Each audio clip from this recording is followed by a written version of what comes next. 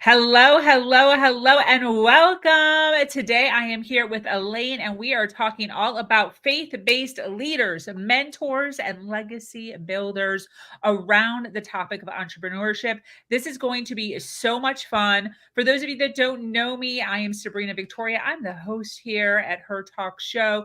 If you have not already subscribed, hit that subscribe button. What are you waiting for?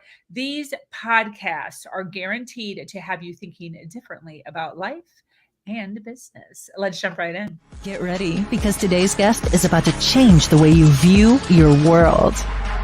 This is Her Talk Show, hosted by Sabrina Victoria. If you're listening live, welcome. And if you're listening on the replay, make sure you hashtag replay wherever you're at so we can send you some love in the comments. We have had over 600 women grace this stage. We are adding another one to the list today. Elaine, the founder of She Steps Forward Coaching and She Steps Forward International, is a leadership development and entrepreneurial coach. She's passionately working to build the perfect ecosystem from which confident, successful Christian female entrepreneurs can be launched with targeted strategic plans and solid pathways to sustainability in their businesses, ministries, and nonprofits. She works both here in the United States and in Africa. She's a natural nurturer and a powerful encourager who loves to help you believe in you. I love that. Welcome, Elaine. Thank you so much for having me. I'm so excited. Yes, I absolutely love what you do. First of all, I have to ask, when did you pivot into the world of helping entrepreneurs? Because we need all the help we can get. When did you decide, listen, I need to go in and I need to work on this sect? You know, it's really funny. I had a long-standing nursing career for over 16 years. I was in nursing and pivoted out of that between 2008 and 2014 into non-clinical role. And yet I was still unfulfilled in that. And I just felt like there was a greater calling on my life, and I was digging around for it. And because of some things that had happened, I found that, I felt God was shifting me into a different space.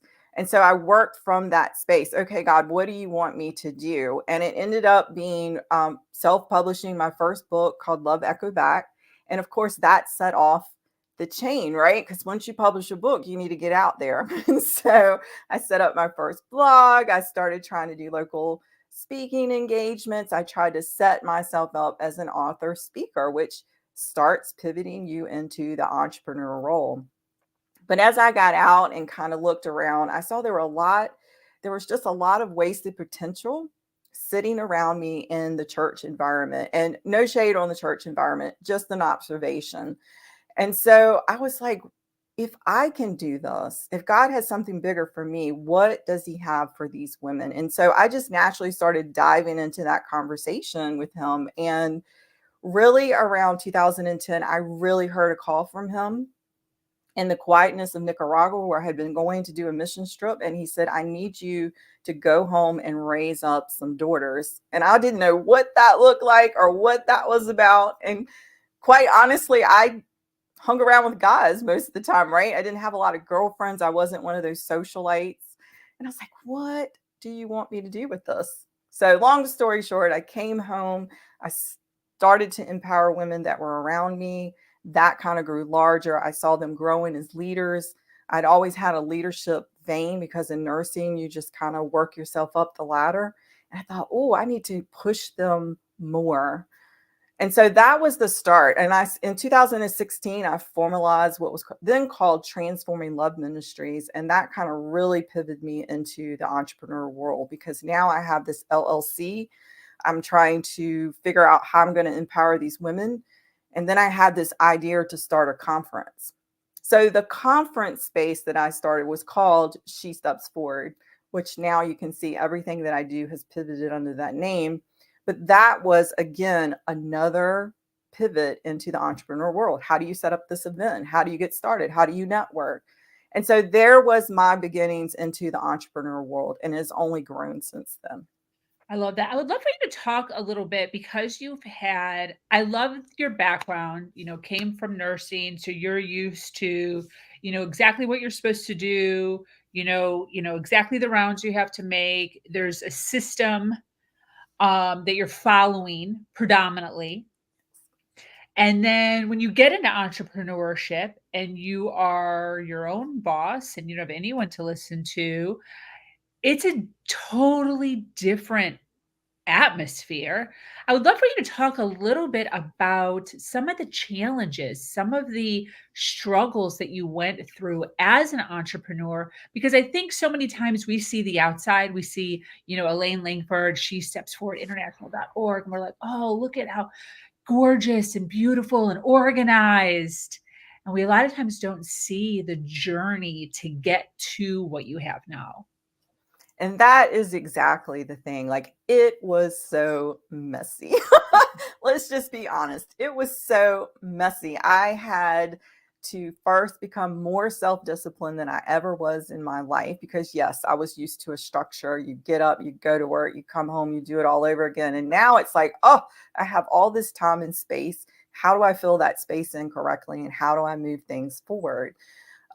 Finances were a big thing. Like, how do I get finances to do what it is that I want to do? Now, I will say, in transparency for new entrepreneurs out there, I self-funded some of what I was doing. I kept some part-time work to help finance some of what I was doing, and yet still had to figure out ways of working within finances. And that was super messy, because when you get started, you make all kinds of mistakes, and financial ones are always the biggest ones. So that was another area that I had to really work on and figure out.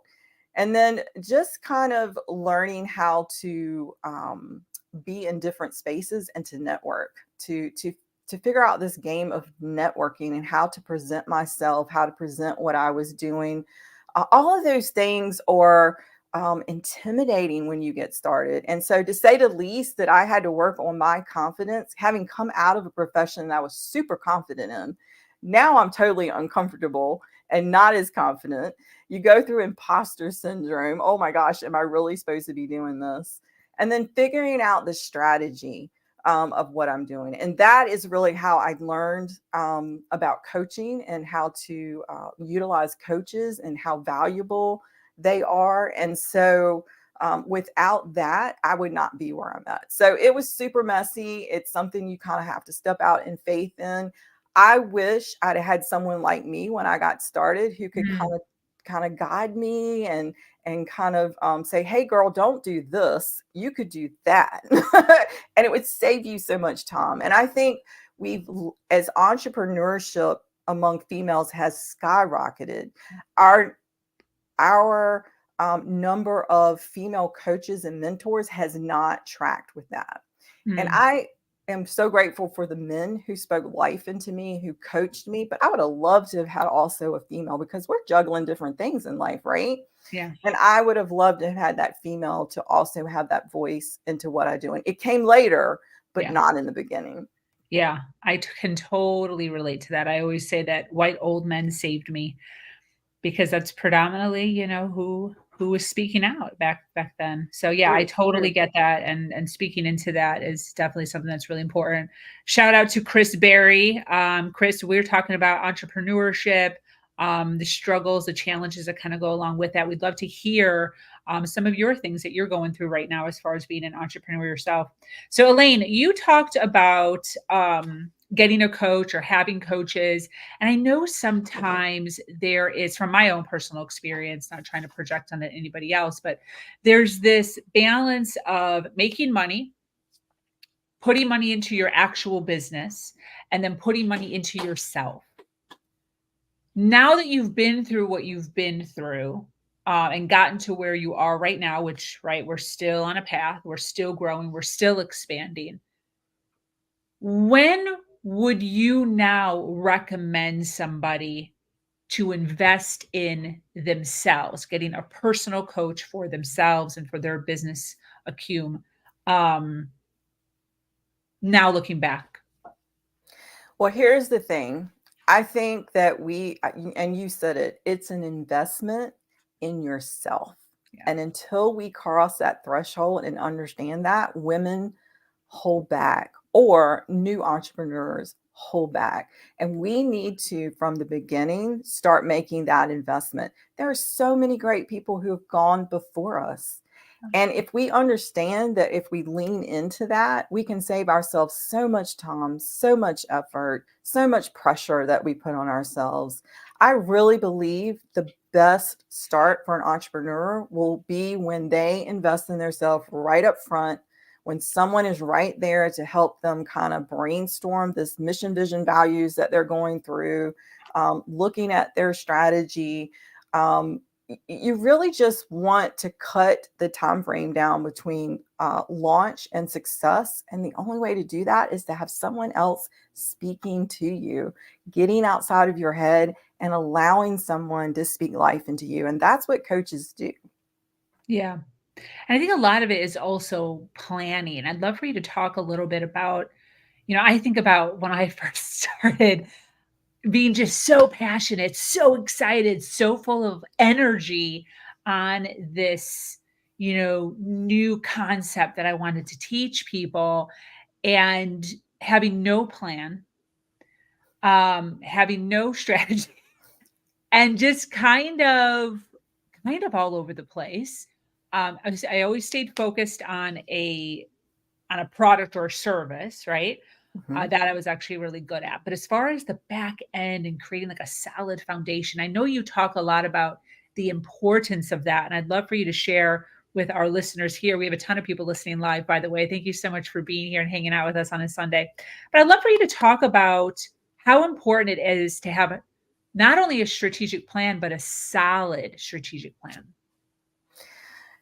Strategy is something that is foundational. And without a foundation, everything we build has potential to crack. And so that strategy is your foundation of what you're building. And it's super important to design that roadmap. When I go into coaching with someone, for instance, we really do start with the end in mind. And so in order to get there, to get from point A to point B, you have to figure out all the steps in between. And if you don't take that time to start laying that foundation, then you get off into the weeds. Every shiny object becomes something you feel like you need to draw into your world. And we don't need to do that all the time. And so I found very quickly on, I think I started in 2016, and probably by late 2017, 18, I started with my first coach.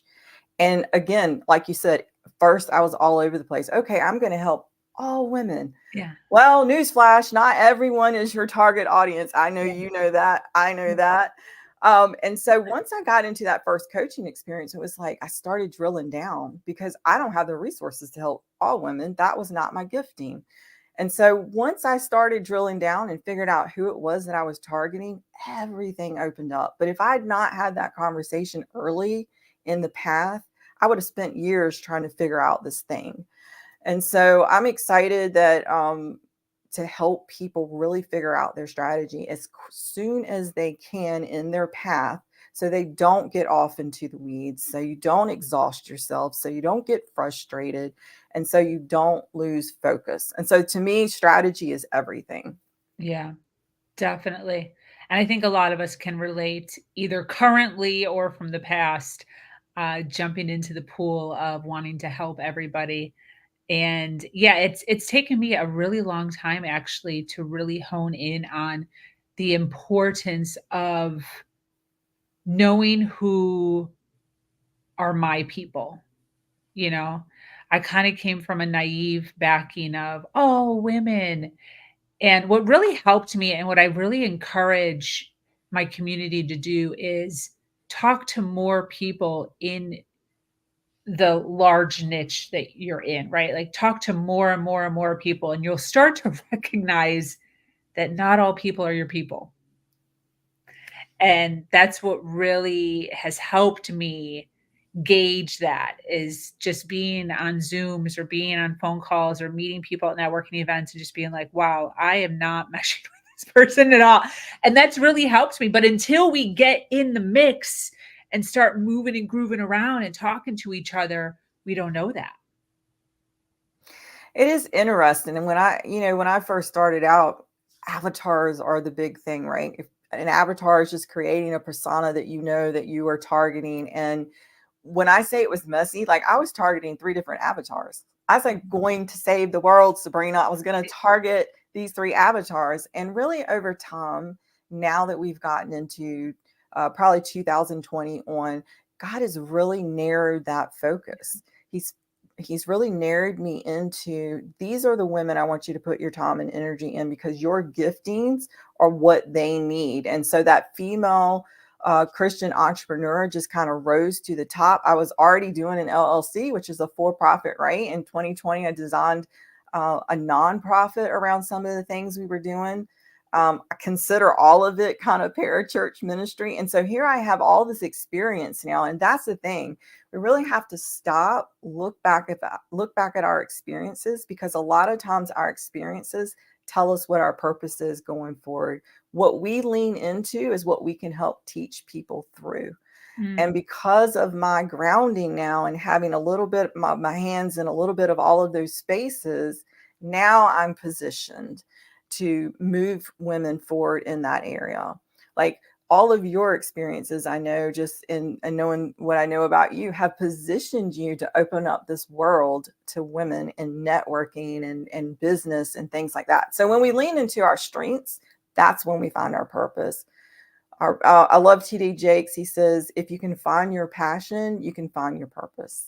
And so that's what I just, that. yeah, isn't that great? Like Yeah. if you can find your passion, you will find your purpose. And for whatever reason, God has given me this insane passion to champion and empower women, to push them to the forefront. And so I just lean into that, and it just happened to spill over into the marketplace.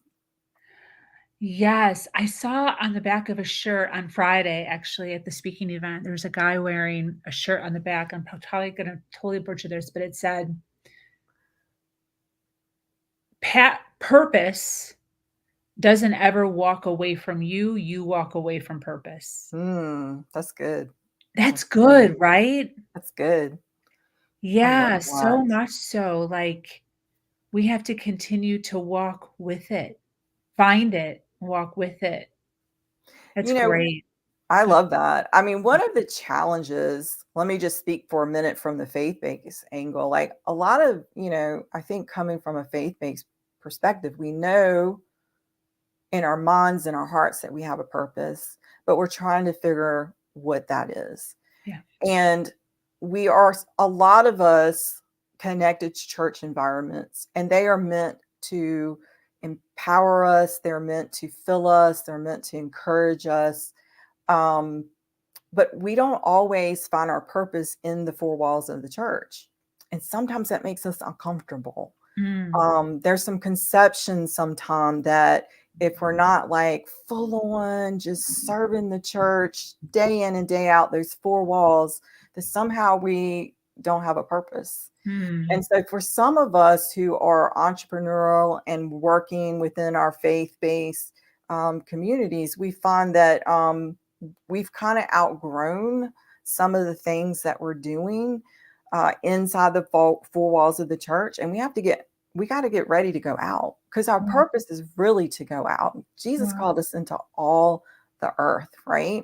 Wow. And so when we get kind of conflicted on, well, if I walk out of these doors, am I truly serving God? There's a conflict there for some people. And yes, you are. Let me affirm for you right now. You can serve inside of the church, but you can also serve massive amounts of people outside of the church, because outside of the 4 walls is where the action is really happening.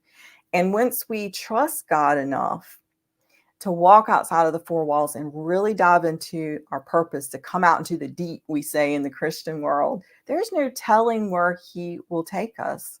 He's taken me off of this continent onto another one. It's pretty exciting getting out there. And so I think there's a little bit of a conflict for some people. They have to figure out where is their space. And there's a lot of space out here in the marketplace. And there's a lot of giftings that can be used out here in the marketplace. Don't just let it stay within the four walls of the church. Come on out, help us out. There's a lot to do in the community. There's a lot of people to love on in a lot of different ways. Let's get to work. Awesome. I'd love for you to talk about, speaking of in church, out of church, just people in general, how do you um encourage your community of entrepreneurs to network? What is your strategy that you share with them? I know there are people who are maybe uncomfortable working outside of their faith, but that is not what we're here to do. We're here to be in all the world. And I think there is value in every person and every connection. And we just have to sit long enough to find that connection. There's no reason for us not to fully network with those around us.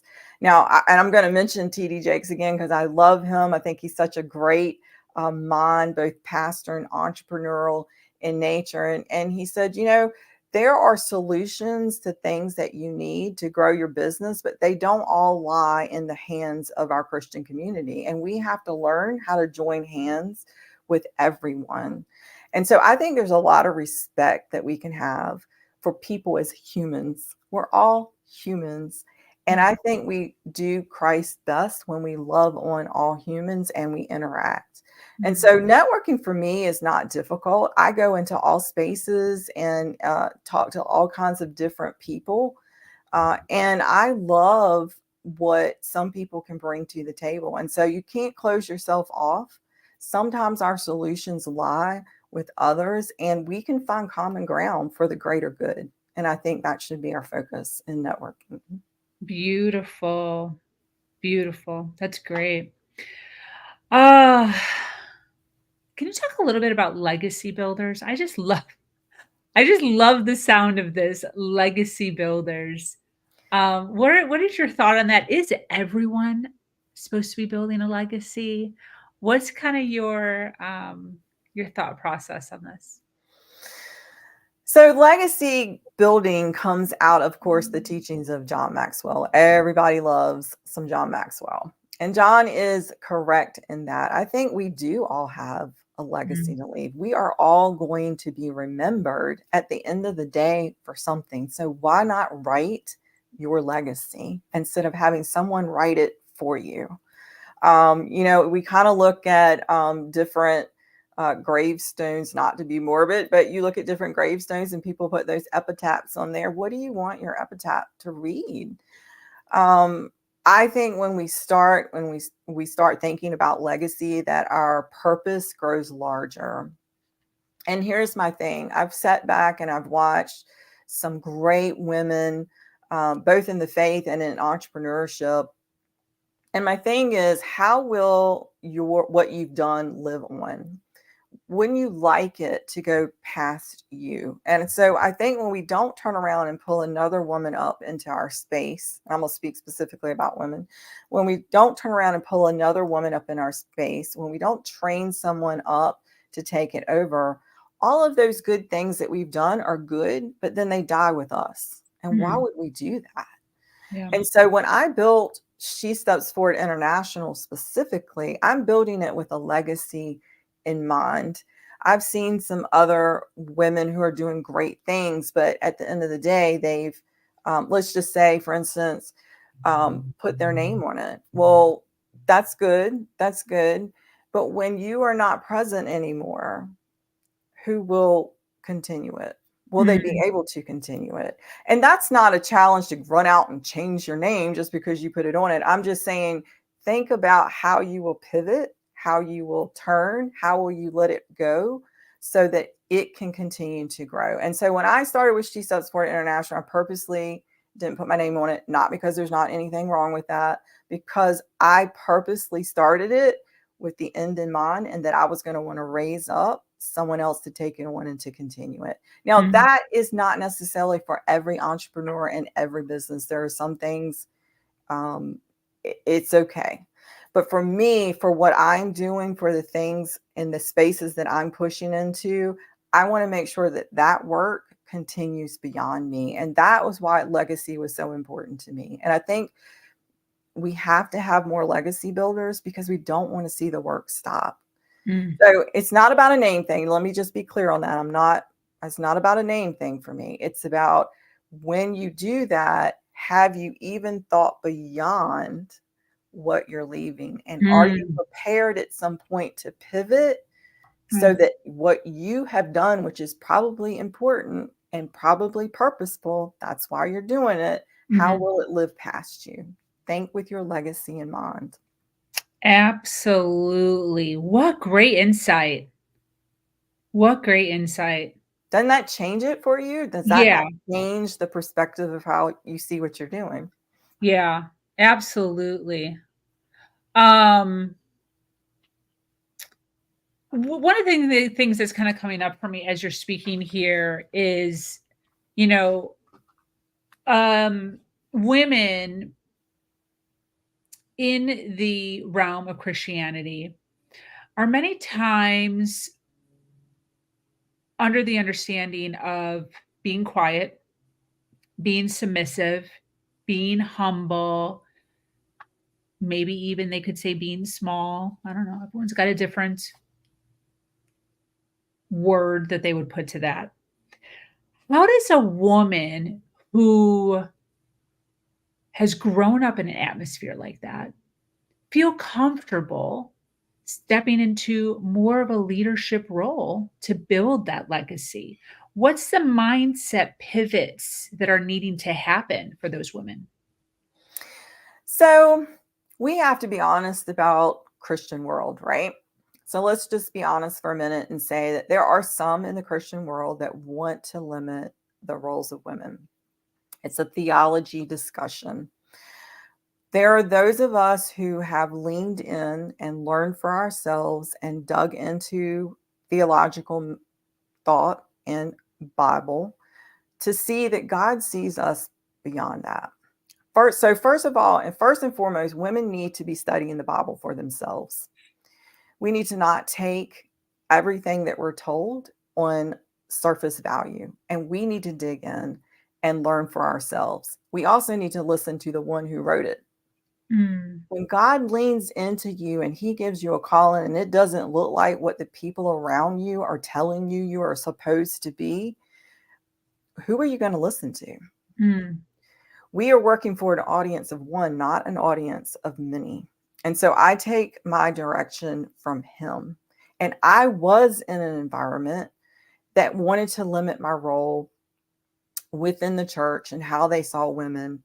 And I loved them. But I had dug in enough to know and heard the call of God to say, this is what I am calling you to do. And so, first of all, you got to have confidence in who you are as a woman, who you are as a Christian, and who your God is. mm, And when you're confident in who God is and what he's calling you to, you don't so much listen to all the voices around you. And when you start taking those steps with him and he starts opening the doors, you will see the fruit of what he's doing in your life. And that is the proof that you are on the right track, mm, no matter what the naysayers say. And so I think we have to discern for ourselves what it is that we're being called into. We have to put that against the scriptures of who God says we are as Christian females. We have to look at the stories in the Bible that largely go on untold. There are mm. many great women in the Bible if you lean into it, and they were doing all kinds of things in Wow. the background. Now, Wow. their purposes there or think are to weave in and to give some of us an idea of how big the kingdom work is and what we can do. Obviously, the gospel is the gospel, and that is the foremost message of the Bible, but don't miss the stories. And so, one of the ones that gets pulled out from Marketplace is the story of Lydia. She was a Gentile. She was not Jewish. She was a Gentile, and she was a seller of purple. What does that mean? What does it mean from a context of the Bible? It meant that she was in the business of selling a fine linen that was very expensive. She was Mm. a very much a businesswoman. She Wow. was on top of her game because that was a product that not a lot of people could afford. And so if she was selling it, she was making money. Yeah. Wow. And when Paul comes across her and she converts, if you read the history, and you can read in scripture the people, but then dig into commentary, dig into historical records. Lydia offered to have all of them come into her house. She pretty much started a home church in her house. That meant there were a lot of people, which meant this girl had a house that could accommodate a lot of people. So we go through these stories on brush in the Bible, and we don't dig into the woman behind it. And when you start digging into the women behind it, you find out they were great women. Some of them Yeah. were business women. The other one I always pivot to and tell women that doesn't get a lot of plays. We brush over the story in Luke 8 that tells us that Jesus and his disciples were traveling and women were among them. They Mm. were caring for the disciples out of their own finances. Well, where Mm. did they get the finances? And let's just say, ladies, there were 13 men. Jesus and 12 disciples, they eat a lot. Wow. Think of it from that perspective. And these women were ministering to these men out of their own finances. Wow. These are not women who are without. We too often brush over the women in the Bible and think of the submissive, quiet, Yeah. in the house woman, but you got to find all the women in the Bible and see what they were doing. Wow. And you will find that there were women who were very active in society. There were women who were well placed in society. And there were women who were financially set and using their wealth to help the gospel move. And that, I think, is super enlightening. Very, very cool. Great story. Stories I've definitely never heard of. So that's awesome. Thank you so much for sharing that. I know that that touched a handful of women here. Speaking of that, we do have a large amount of individuals, probably men and women, listening to us right now. I would love for you, Elaine, to talk a little bit more about shestepsforwardinternational.com, what you specifically do. Obviously, we're getting a really good idea, but what do you specifically do, and who should be reaching out to you? Who do you help? Thank you for asking that question.